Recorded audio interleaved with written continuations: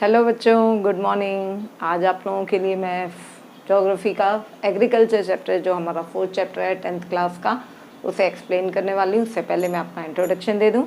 मैं सुषमा, वैसे मेरा चैनल है सुषमा कृष्णा और बहुत दिनों से मैं ये चैनल चला रही थी, लेकिन केवल मैं इसमें इंपॉर्टेंट क्वेश्चंस डालती थी। अब मैं आप लोगों के सामने चैप्टर का एक्सप्लेनेशन करूंगी और मेरा 17 ईयर्स का जो एक्सपीरियंस है वो मैं आप लोगों के साथ शेयर करूंगी। इससे मैं आप लोगों को बताऊंगी वो क्वेश्चंस जो अक्सर पूछे जाते हैं बोर्ड एग्जाम्स में और उसे हमें कैसे लिखना है, ये सारी चीज़ें आप लोगों को बताया जाएगा। बहुत ही स्मॉल ट्रिक्स होते हैं मेरे पास जिससे मैं बच्चों को यूँ याद करवा दूँगी। और आप लोगों के साथ अब मैं जैसे कि एग्रीकल्चर चैप्टर है उसके बारे में पढ़ाने जा रही हूँ। सबसे पहला हमारा जो एग्रीकल्चर मतलब कि हम हिंदी में इसे कह सकते हैं कि खेती बाड़ी करना, ठीक है। तो एग्रीकल्चर की डेफिनेशन ये होती है, it is a primary activity. एक प्राइमरी एक्टिविटी है जो जिसमें कि हम बहुत सारे फूड को या क्रॉप्स को प्रोड्यूस करते हैं और कंज्यूमर उसे खरीदता है। ये इंडस्ट्रियल प्रोडक्शन के लिए भी एक रॉ मटेरियल की तरह काम में लिया जाता है। तो यहाँ पे एग्रीकल्चर की डेफिनेशन है। वैसे जो इम्पोर्टेंट टॉपिक्स है वो है हमारा types of farming. Types of farming में क्या होता है कि डिफरेंट टाइप्स हमारे इंडिया में या ऑल ओवर वर्ल्ड में किस तरह का फार्मिंग मेथड यूज़ करते हैं, वो सारी चीज़ें हम इसमें बताएंगे। तो जैसे टाइप्स ऑफ फार्मिंग में 3 तरह की फार्मिंग यहाँ पे बताई गई है आपकी एनसीईआरटी बुक में। इसमें फर्स्ट है प्रिमिटिव सब्सिस्टेंस फार्मिंग, सेकंड है इंटेंसिव सब्सिस्टेंस फार्मिंग और थर्ड है कॉमर्शियल फार्मिंग।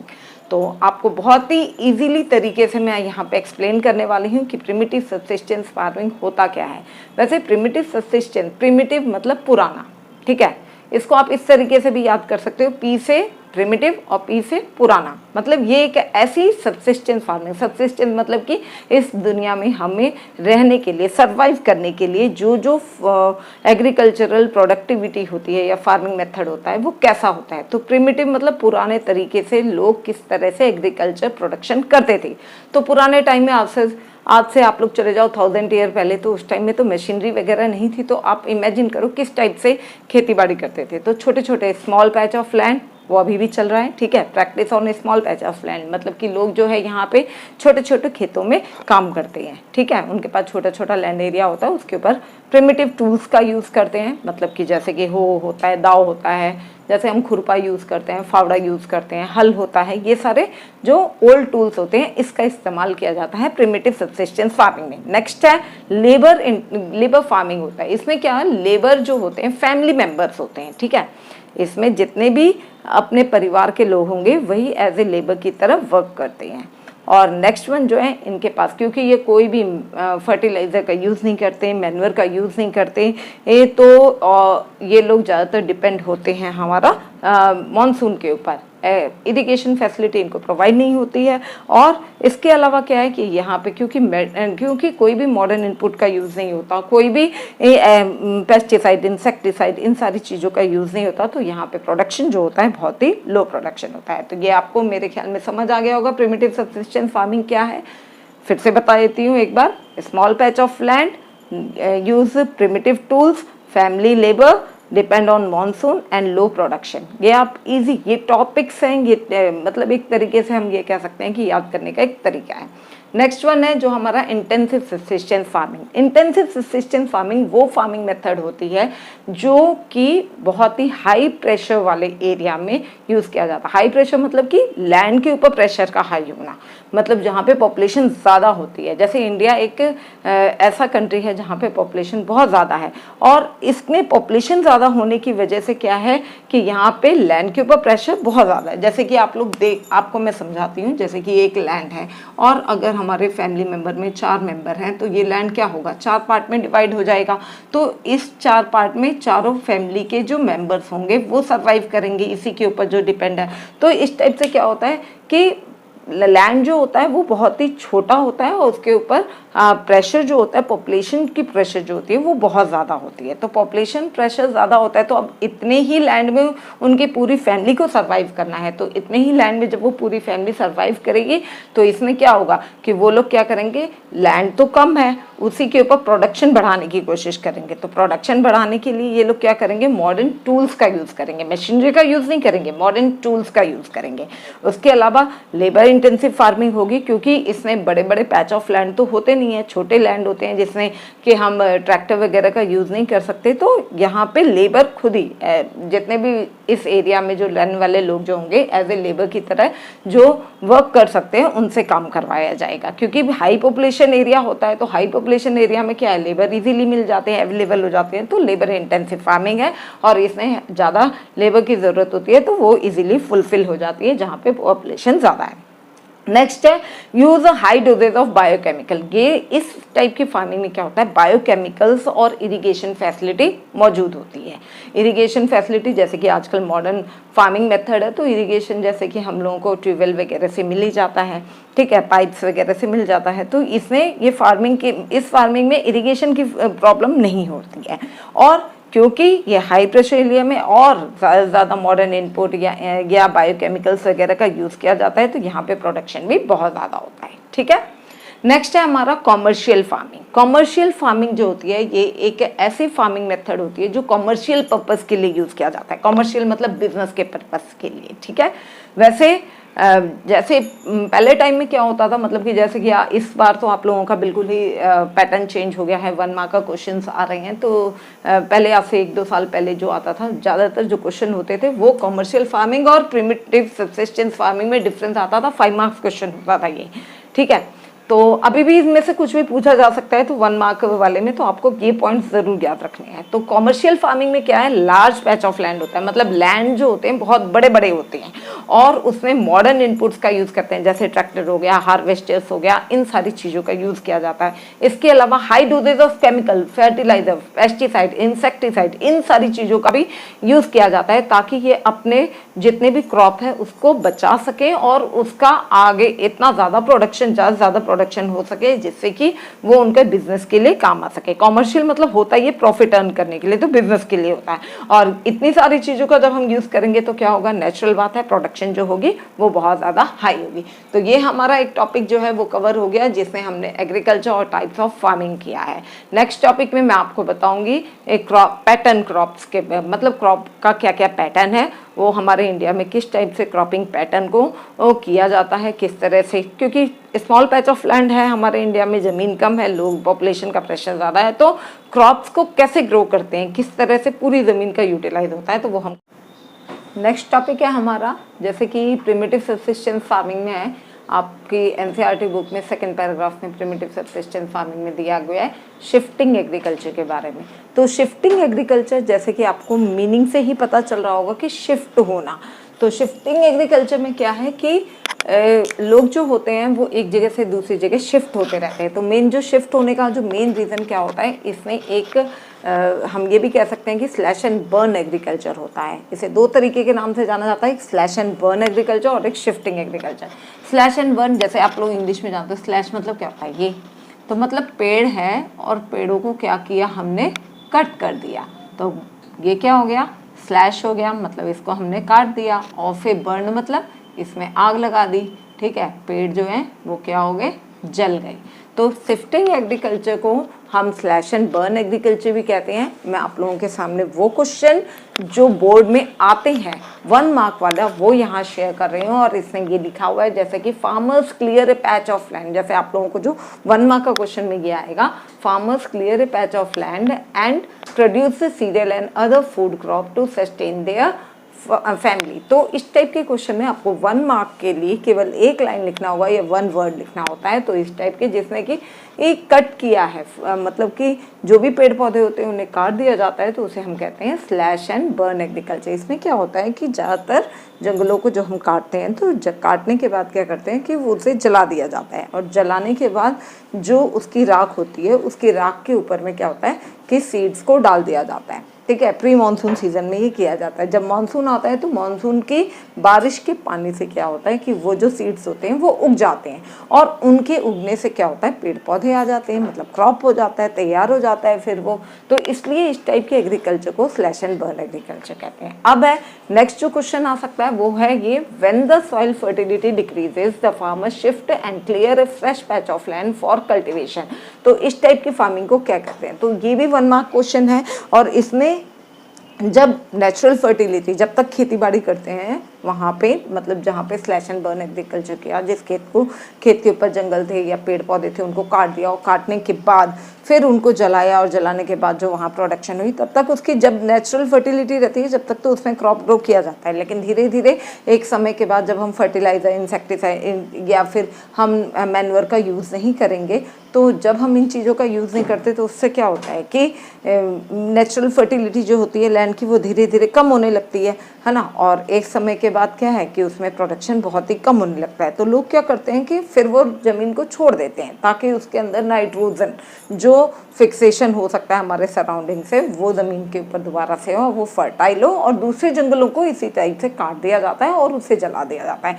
इसीलिए प्रिमिटिव सब्सिस्टेंस फार्मिंग में 2 मेथड थे, एक था शिफ्टिंग एग्रीकल्चर, या फिर हम कह सकते हैं स्लैश एंड बर्न एग्रीकल्चर भी कहते हैं इसे, ठीक है, 2 अलग अलग नाम से। हाँ, इसमें 1 मार्क का क्वेश्चन में ये भी पूछा जाता है। अब देखो, शिफ्ट हो गए, होने के बाद अलग अलग जगह में क्या है, अलग अलग नाम से इसे जाना जाता है। कि आपकी एनसीईआरटी बुक में 4th पैराग्राफ होगा, उसमें ये नीचे में दिया हुआ है कि झूमिंग भी कहते हैं। झूमिंग जो है नॉर्थ ईस्टर्न स्टेट में, मैंने यहाँ पे वो नाम लिखे हैं जो बोर्ड एग्जाम्स में आए हुए हैं, ठीक है, 1 मार्क का क्वेश्चन में आए हुए हैं कि दीपा कहाँ बोला जाता है, मतलब दीपा जो शिफ्टिंग एग्रीकल्चर या फिर हम झूमिंग को कहते हैं वो कहाँ बोला जाता है, तो बस्तर में और बेवार इन एमपी में, ठीक है। ये 2 क्वेश्चन, ये 1 मार्क वाले क्वेश्चन हैं, आज से 5-6 साल पहले बहुत बार पूछे जा चुके हैं।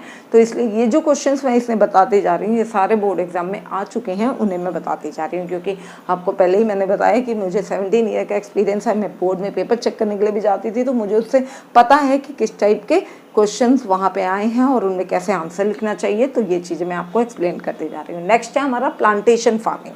प्लांटेशन फार्मिंग जो कि कॉमर्शियल फार्मिंग के अंदर ही आता है, मतलब कॉमर्शियल फार्मिंग का एक टाइप हम कह सकते हैं। तो इसमें क्या होता है, बड़े बड़े पैच ऑफ लैंड होते हैं, ठीक है, जैसे इतने बड़े बड़े लैंड एरिया हो गया, और इनमें क्या होता है एक ही जैसे पेड़ों को, मतलब प्लांट्स को लगा दिया जाता है। जैसे टी गार्डन हो गया, कॉफ़ी का हो गया, बनाना का हो गया, ठीक है। इस टाइप की जो फार्मिंग मेथड होती है जिसमें एक ही बड़े पैच ऑफ लैंड पे बहुत सारे मतलब एक ही सिंगल क्रॉप को ग्रो किया जाता है, उसे हम प्लांटेशन फार्मिंग कहते हैं या फिर प्लांटेशन एग्रीकल्चर भी कह सकते हैं। तो इसमें जो 1 मार्क का क्वेश्चन है वो ये है, in this type of farming a single crop is grown on a large area, ठीक है। या फिर इस टाइप से आ सकता है, single crop in grown on a large area is known as, फिलिप्स में भी आ सकता है, क्वेश्चन में भी आ सकता है 1 मार्कर में, तो इस टाइप से आ सकता है। तो इसका आंसर क्या लिखोगे आप लोग, प्लांटेशन फार्मिंग, ठीक है। प्लांटेशन फार्मिंग में जो एरिया जो होता है वो आपको मैंने पहले ही बताया बहुत बड़ा होता है। तो बहुत बड़े बड़े एरिया में क्या है कि हम एग्रीकल्चरल एक्टिविटी के लिए बहुत ही अच्छे अच्छे मशीनरीज का यूज़ करते हैं। उसमें कैपिटल मतलब बहुत ज़्यादा पैसा भी खर्च होता है। इंटेंसिव इनपुट, जो कैपिटल इंटेंसिव इनपुट्स होते हैं उनको यूज़ किया जाता है। लेबर इंटेंसिव फार्मिंग होती है, क्योंकि बार बार जैसे टी गार्डन में है, अगर हम चाय को उगाते हैं, मतलब टी गार्डन के लिए क्या होता है, जो चाय की पत्ती जो होती है उनको बार बार तोड़ना पड़ता है, डेली उसका काम होता है। न्यू न्यू जो उसमें पत्तियाँ आती जा रही हैं उनको तोड़ करके रखते जाओ। तो वो जो काम होता है वो लेबर इंटेंसिव फार्मिंग में होता है। तो डेली के लिए क्या होता है, लेबर चाहिए ही चाहिए, तो इसलिए इसे हम लेबर इंटेंसिव फार्मिंग भी कहते हैं। All the produce is used as a raw material in industry. जितना भी प्रोडक्शन होता है वो रॉ मटेरियल के तौर पे इंडस्ट्रीज में चला जाता है। जैसे टी है, कॉफ़ी है, रबर है, शुगर केन है, ये सारा क्या है, इंडस्ट्रियल पर्पज़ के लिए यूज़ किया जाता है। तो अब ये हमारा टॉपिक पूरा ही क्लियर हो गया है। अब जो नेक्स्ट हमारा टॉपिक होगा वो है हमारा क्रॉपिंग पैटर्न से रिलेटेड।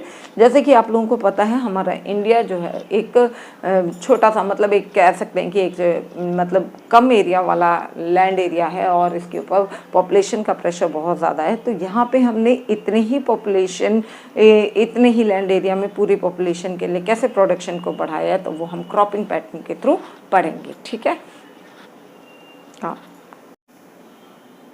हाँ, नेक्स्ट जो टॉपिक है हमारा वो है क्रॉपिंग पैटर्न। क्रॉपिंग पैटर्न में हम देखेंगे हमारे इंडिया में 3 तरह का क्रॉपिंग पैटर्न है। एक है राबी, दूसरा है खारिफ और तीसरा है जैद।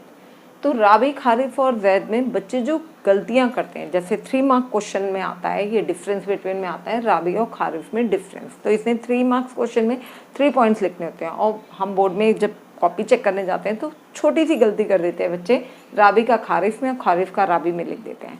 तो इसको एक याद करने का एक आसान ट्रिक मैं बताती हूँ। राबी जैसे कि र आर से शुरू हो रहा है, वैसे ही आप इसको समझ सकते हैं र से क्या होता है, रजाई। ठीक है, रजाई मैं इसलिए बता रही हूँ क्योंकि रजाई हम कब ओढ़ना शुरू करते हैं, नवंबर के मंथ में। उस टाइम में ऐसा होता है, मौसम सर्दियों का होता है। तो रा से राबी, र से रजाई, मतलब सर्दियों के मौसम में आने वाले जो क्रॉप्स होते हैं उन्हें हम क्या बोलते हैं, राबी क्रॉप। ठीक है, तो अब मेरे ख्याल में आप लोगों को कोई कन्फ्यूजन नहीं होगा। राबी क्रॉप्स जो होते हैं वो सर्दियों के मौसम में कब लगाए जाते हैं, यहाँ पे शोन इन विंटर, मतलब आप लोगों को पता ही है कि विंटर के मौसम में लगाना। ठीक है, शोन इन विंटर मतलब अक्टूबर नवंबर में इसे लगा दिया जाता है। और हार्वेस्टेड इन समर, गर्मियों के मौसम में। जैसे ही रजाई हटती है तो ये काट लिए जाते हैं, मतलब कि अप्रैल मई के मंथ में इसे क्या करते हैं कि काट लिया जाता है। नेक्स्ट है, इसमें जो इम्पोर्टेंट क्रॉप्स आते हैं, तो इम्पोर्टेंट क्रॉप्स इसमें होता है वीट है, पीस है, मस्टर्ड है, जो आप लोग देखते होंगे। ये सारी चीज़ें जो हैं ये हमारे राबी क्रॉप्स होते हैं। और मेजर प्रोड्यूसिंग स्टेट, इसमें भी कन्फ्यूज़न बहुत ज़्यादा होता है बच्चों को। तो मेजर प्रोड्यूसिंग स्टेट में जैसे कि पंजाब है, हरियाणा है, राजस्थान है, ये हम लिख सकते हैं। लेकिन इसमें कन्फ्यूजन क्या होता है कि हम ये मेजर प्रोड्यूसिंग स्टेट में खारिफ वाला और लिख देते हैं। तो ये गलतियां ना हो, और इसके लिए, इसको अवॉइड करने के लिए हमने क्या, मैंने एक आपको तरीका बताती हूँ।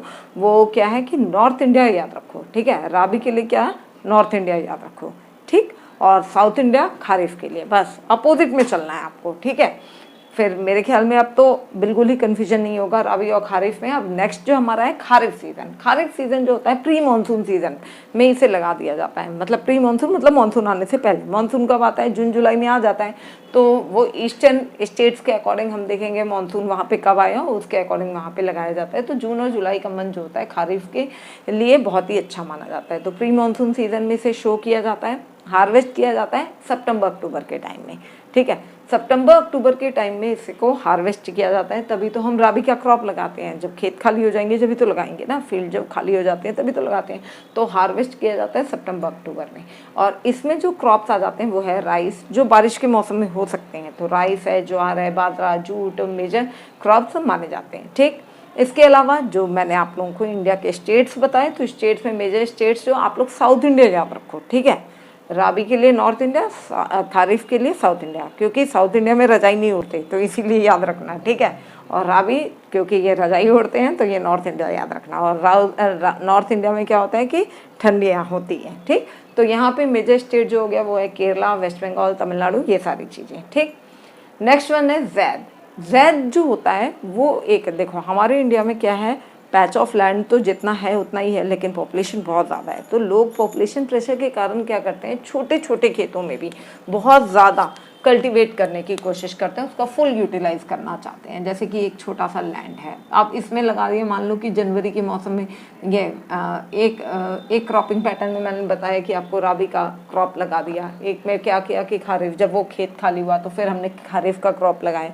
लेकिन राबी और खारिफ के बीच में ध्यान रखना, ये राबी और ये खारिफ के बीच में, जैसे कि इसने बताया अक्टूबर नवंबर में इसमें लगा दिया जाता है, अप्रैल मई में काट दिए जाते हैं। तो अप्रैल मई में काटा, तो काटने के बाद क्या हुआ, लैंड खाली हो गया। अब अप्रैल मई के बाद जून जुलाई तक तो लैंड खाली रहेगा ना, 3 महीने। तो 3 महीने हमारे फार्मर्स क्या करते हैं, खाली तो ज़मीन को रखेंगे नहीं, क्योंकि उनको तो उनकी सस्टेनेबिलिटी उसी लैंड के ऊपर होती है। तो वो ज़्यादा यूटिलाइज़ करते हैं। तो यूटिलाइज़ करने के लिए वो क्या करते हैं, जैद की फसल लगाते हैं, मतलब कि हम जैद को उगाते हैं। तो जैद में क्या क्या आ जाता है, जैसे कि आप गर्मियों के सीज़न में देखते ही होंगे, वाटरमेलन होता है, मस्कमेलन होता है, कोकम्बर होता है। ये सारी चीज़ें जो छोटे छोटे टाइम पीरियड के लिए लगाई जा सकती हैं उन्हें लगाया जाता है। सब्जी वगैरह, क्रॉप्स, ये सारी चीज़ें आ जाती है इसमें।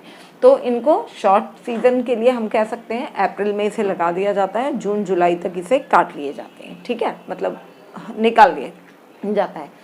फिर है हार्वेस्ट, किसका समर में ही हो गया, समर में ही लगाया, समर में ही हो गया। नेक्स्ट है वाटरमेलन, मस्कमेलन, ककम्बर, इसके एग्जांपल्स हैं। तो ये जैसे लैंड है इसका पूरा यूटिलाइज किया, जैसे कि हमने पूरा समर विंटर, समर में भी यूज़ किया इसको, ठीक है, विंटर में भी यूज़ किया है इसको, और जो थोड़ा सा टाइम बच गया 2-3 महीने का उसमें हमने ज़ैद लगा करके उसको भी यूटिलाइज करते हैं। मतलब पूरे 12 मंथ तक हम कोशिश करते हैं कि इसमें हम कुछ ना कुछ डाल करके उगा सकें और उसका फुल यूटिलाइज कर सकें।